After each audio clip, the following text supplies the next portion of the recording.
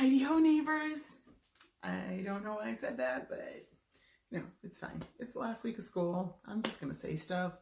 Just never know what's going to be what. But anyway, we are doing our health lesson. So we're going to review at page 129, but reviewing yesterday, we've been talking about our manners. We already went through our health. We did all of our safety, and now just learning some of the manners that we need to have. We talked about politeness yesterday, and even though you don't know people very well, being polite, especially if they come over to your house and that you're meeting them for the first time, there's ways that you can still be polite, even if you're not comfortable and you're a little shy or you're a little scared. One of the things to do is not to ignore and whatever, because that comes off as rude. And so you want to be polite. Even if you're a shy person, there's ways that you can be polite to people around you and get to know them, because once you get to know somebody, then you don't necessarily feel as shy anymore. And that's what happened with Emma, with her mom's friend from work. And even Emma's dad had to meet them for the first time. So they were very polite. Then we talked about kindness and how important kindness is. When Emma's brother, I can't remember his name right now, was, kind of complaining because, what are we supposed to do with these purple petunias? Like, they don't even match the other ones. And it just hurt Emma's heart. So just learning to be kind, even at home. So many times we're kind outside of the home, but we forget to be kind to our families in our own homes. And Emma's brother had to learn that lesson, because the neighbor, Mrs. Dawson, I think it was, ended up loving the fact that there were purple petunias out in the front, and Emma even offered to bring them and put them on her front stoop so that she could enjoy them, and that just made Mrs. Dawson's day. So kindness is very important, but so is respect, and that's where we are on page 129. Respect is a way to show others that we value them. And it's so important. When you respect someone, your actions and words will show honor and thankfulness. And that's a very, very important thing. And I really want us to get this, because respect, especially as we go into the summer, you'll be, you've been home with your parents this whole time, but now you're going to have more free time with them. Are you going to continue to show respect and love and kindness and all of that to your parents, as well as anybody else that you happen to come into social distance contact with through the summer? That's important. So let's find out. Emma and the Strawberry Festival. The day was finally here. The annual Strawberry Festival was one of Emma's favorites. Emma loved strawberries. How many of the rest of us? Yes, strawberries are life. They're so good. Today was extra special since Ava, Emma's best friend, would be going to the festival with the Taylor family. There would be all kinds of foods made with strawberries to taste. Pies, cakes, ice cream, smoothies, breads, and candies, all made with strawberries. Emma knew she would have to be careful not to eat too much sugar, but she wanted to try a little of everything. Emma wore her strawberry t-shirt and a red hairband. The rest of the family was ready to go when Emma finished getting dressed. "I'm so happy that Ava is going with me," she told Mom. Off they went to Ava's house. Ava's mother was waiting with her on the porch and walked Ava to the Taylor's van. She gave Ava a few last-minute instructions.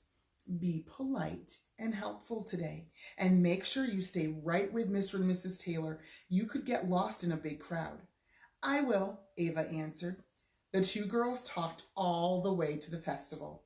As they walked, they were careful to stay close to Emma's parents. Andrew met a friend at the festival. So Dad, oh yeah, that's her brother, Andrew. Andrew met a dad. Let's try that again. Andrew met a friend at the festival. So Dad gave him permission to stay with his friend's family. The first booth they came to had a strawberry jam tasting area. It was delicious. Mrs. Taylor decided to buy some jam to take home. Next, the girls found a table full of strawberry desserts. Mr. Taylor bought a piece of cake so they could all have a taste. They spent the morning walking to all the displays and booths. They tasted delicious foods and looked at all the different items for sale. Look, Ava said, there's a table where we can do a strawberry craft. May we stop? Emma asked. Notice how she asked and how nicely she asked. May we stop? Not can, because may, asking or giving permission. Good job. Okay, anyway, sorry. There's always that teacher mode. Got to always get those little moments in there. May we stop? Emma asked. Of course, her mother said. It will be fun to see what you create. The girls stood at the table while Mr. and Mrs. Taylor sat on a nearby bench. A tall lady wearing an apron stood behind the table. She was cutting out large red berry shapes from construction paper. Emma and Ava were so excited that it was hard to wait, but they did their best to be patient. Emma remembered that she had met the craft lady before. Her name was Miss Long, and she worked at the library. When Miss Long finished her cutting, she looked up and saw the girls. Oh, hello, girls. I didn't see you standing there, she said, as she put the shapes into a stack. Hello, Miss Long, Emma answered. Ava and Miss Long had never met, so Emma introduced them. That's what you can do, learn how to introduce. She turned to Ava and said, This is Miss Long. She helps me when I go to the library and need to find a special book. Then she looked back at Miss Long and said, This is my friend Ava. So you always introduce the adult first. Emma was pleased that she had remembered to introduce the older person first. Always the adult. This is Miss Long. This is my friend Ava. So you introduce the adult and then the child or your friend. It is very nice to meet you, Ava, Miss Long said. Would you girls like to create your own strawberry craft? Just then, a big gust of wind blew across the table and scattered all the craft supplies. Green paper stems flew into the air. Red paper berries scattered onto the ground. Glue sticks rolled off the table. Both girls sprang into action. Ava scooped up all the red paper berries. Emma gathered the green paper stems. They both picked up the glue sticks and returned them to the table. You girls came at the right time, Miss Long said. I would never have been able to gather everything before it blew away. Thank you for being so helpful. Emma and Ava were happy to help because people are happy when they do the most for others. Mr. and Mrs. Taylor were glad to see the girls being responsible and ready to lend a hand. After they created their strawberry crafts, complete with glitter and jewels, it was time to find Andrew and go home. On the way back to the car, Mr. Taylor stopped. We forgot something, he said. Emma couldn't imagine what they left behind. Her mother had the jam, and she and Ava had their crafts. We forgot to have strawberry ice cream, Dad laughed. Emma, Ava, and Andrew were the first ones to turn around and head back to the ice cream booth. It was a perfect way to end a day full of fun. Showing respect. When we show respect to others, we show that we value them. Emma and Ava patiently waited while Miss Long worked on craft supplies. Oh, are you ready yet? Can we do it? We're ready. We're here. When are you getting it done? That's not showing respect. Without being told, important, they help pick up all the items that the wind scattered. Sometimes we just kind of sit and we're like, oh, that's bad. Hope she can get all those in time. Sometimes at recess, we see people's papers flying.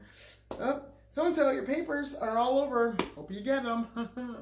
No, show that respect and help out.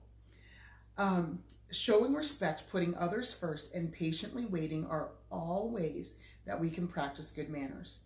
So list 2 other ways that you can show respect. And then explain how the photo above shows something talked about in the story.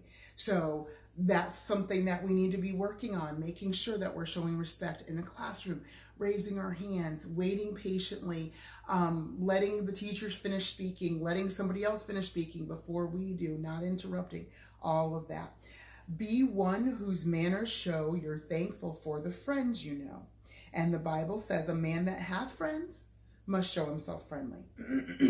Building good friendships is important. To have a good friend, you must be a good friend. So it's an important thing to show that. So we're going to talk about being courteous. To have a good friend, you must be a good friend.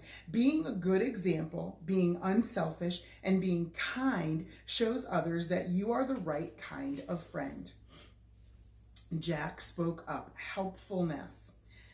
One weekend each year, the Taylor family invited all their relatives to a family reunion. Let me read one other thing first. We often think of helpfulness as what we do, but it can also be what we say. Helpfulness can be in what we say. Sometimes it's helpful to be quiet and listen. At other times, it's helpful to speak up.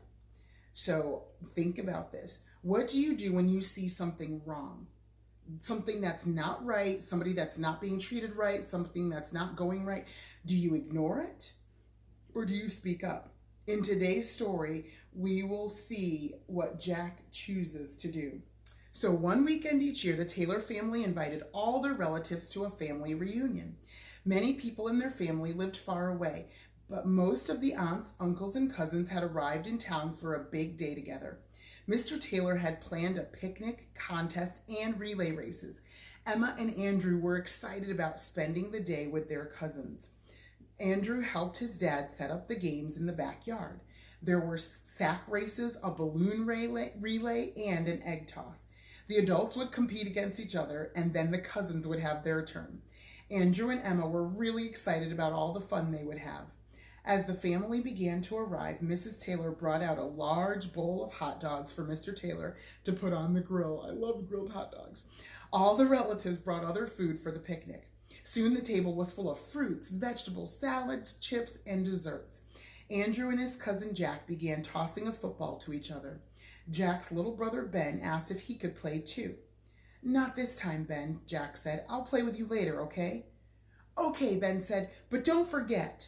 "I won't," Jack promised. "We'll work on throwing the football correctly after lunch." Andrew liked the way Jack treated his little brother. Even though Ben was only 6 years old, Jack understood that he should spend time playing with him sometimes. It wasn't always just about Jack. He's got a little brother, and that's part of his responsibility, is to be a good brother to him and teach him things. Emma found her cousin Jenny sitting on the porch. Jenny was 11. "Want to jump on the trampoline?" Emma asked. Jenny rolled her eyes and said, "No, I'm not a little kid. Go find someone your own age." Even though Jenny was not being kind, Emma decided to take her advice and find another cousin to play with. Soon she and 2 other girls were having fun together. After the adults finished their games, they went back to the picnic table to have dessert. It was time for the cousins' sack race. All the boy cousins lined up at the starting line. As they stepped into their sacks, Andrew fell. Jenny laughed loudly and said, "You can't even get into the sack without falling." Emma could tell that Andrew's feelings were hurt, but he tried to ignore Jenny and got ready for the race. When the whistle blew, all the boys began jumping toward the finish line. About halfway through the race, Andrew's foot landed in a little hole and caused him to lose his balance. He fell again. This time Jenny yelled, "Loser, you'll never catch up now." Andrew quickly got up and jumped to the finish, but he was the last one to cross the line. Again, Jenny said some hurtful things in front of all the cousins. Jack, along with Emma and several other cousins, walked over to Jenny. "It was wrong of you to say those things to Andrew," Jack said. "You weren't just teasing him, you were being a bully." Jenny turned her back to them and walked away. She didn't like being told that she was wrong, but Emma was thankful that Jack spoke up for her brother. "What will you do if she doesn't stop?" Emma asked. "I'll have to tell your dad," Jack said. When it was time for the girls' sack race, Jenny was not around. The girl cousins had fun together and no one was unkind. Later that evening, after everyone had left, Emma could tell that Andrew was still thinking about what had happened earlier. Emma told her parents about how Jenny had bullied Andrew. Mr. and Mrs. Taylor were very sad that Andrew had been mistreated, but they were glad that Jack had spoken up and told Jenny that she was doing wrong. Mr. Taylor talked to Emma and Andrew about bullying and gave them some advice. If someone is being unkind to you, try to ignore him. If he sees that you are not reacting, he may stop. When people don't see you react and get all frustrated and cry and stomp and whatever, they'll probably leave you alone because they're not getting the reaction they want. But what if he won't stop? Andrew asked. Do what Jack did, Dad answered. Speak up. Jack calmly, huge thing there, told Jenny that she needed to stop being hurtful, saying hurtful things. But if that doesn't take care of the problem, always ask an adult for help. When it was time for bed, Mom and Dad prayed with Emma and Andrew. Let's ask God to give wisdom to know what to do when hard things happen, Dad said. As Andrew lay in bed, he thought about his day. He wanted to remember how to deal with a bully so that he could help a friend in the same way Jack had. He was glad he could trust God to help him do that. So apply it. A wise man will hear and will increase learning. So what lesson did you just read in the story, and how can you learn from it? Do you think Jack was a good example to his cousins? Why? And what did Andrew want to remember? So talk about that with your family. And then good advice. Jenny's unkindness had gone too far. Jack was right to speak up for his cousin. He followed the proper steps in dealing with a bully so that Andrew could enjoy the rest of his day. 1, try to ignore the person. 2, if he continues, tell the person to stop. And then 3, ask an adult for help. You don't need to try to take care of it on your own. Go to the proper source that will be able to help the situation and not make it worse. All right, those were the couple of things that we were going to learn for today, and we've got a couple more for tomorrow. So I hope that you're learning and taking all of this in, because good manners are very, very important. So remember those good manners. They're great. All right, see you, love you, bye.